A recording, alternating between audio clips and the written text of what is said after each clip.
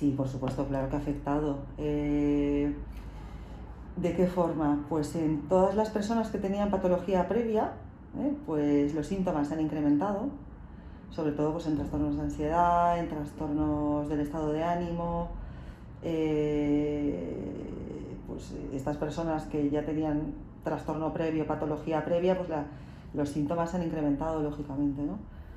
Y en personas que quizás no tuvieran una patología previa, sí que hemos visto pues que el hecho de estar confinados y el hecho de estar expuestos, ¿no?, a la amenaza psicológica que ha supuesto esta pandemia, pues sí que hay personas que todo esto ha activado, ¿no?, ha hecho de detonante para que tuvieran manifestación de síntomas relacionados con ansiedad sobre todo, ¿no? Bueno, crea confusión e incertidumbre. Y la incertidumbre es una de las peores cosas que el ser humano puede llevar, ¿no?